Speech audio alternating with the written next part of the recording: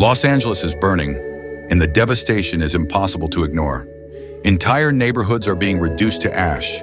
Thousands of families are being forced to flee their homes, and dozens of lives have already been lost. The Palisades fire alone has destroyed more than 1,000 structures, leaving a scar on the city that will take years to heal.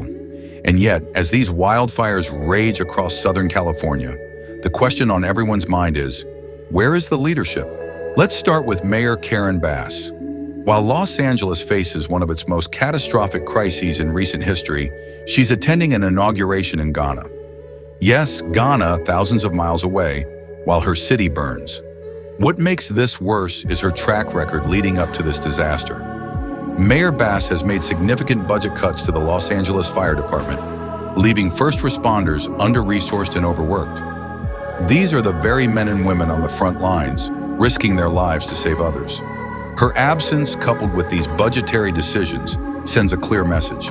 The safety of Los Angeles isn't her top priority. Then there's Governor Gavin Newsom. His focus has been on environmental policies and green initiatives, funneling billions of dollars into projects aimed at fighting climate change. But here's the problem. These initiatives have come at the expense of immediate, actionable solutions to wildfire prevention and firefighting. Firefighting budgets have been slashed under his administration, leaving California vulnerable to exactly the kind of devastation we're seeing today. Newsom's priorities have been heavily criticized for being out of touch with the immediate needs of Californians. Forest management, water distribution improvements, and direct wildfire response have taken a back seat to grandiose, long-term projects that do little to protect residents in the here and now. Even President-elect Donald Trump has weighed in, calling out Newsom and Bass for their failures. He's pointed to California's mismanagement of resources and lack of focus on practical preventative measures like forest clearing and water storage. While some have dismissed his critiques as political rhetoric, many Californians are beginning to see the merit in his arguments. The policies being pushed by California's leaders have left the state ill-prepared for disasters like these. And now, regular people are paying the price. Meanwhile, firefighters and first responders are doing everything they can, but they are stretched impossibly thin. Entire communities are coming together to support evacuees and provide aid.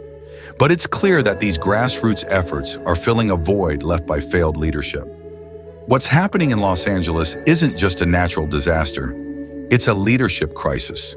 The people of California deserve better than politicians who prioritize ideology over practicality, long-term optics over immediate needs, and personal agendas over the safety and well-being of the very people they're supposed to serve.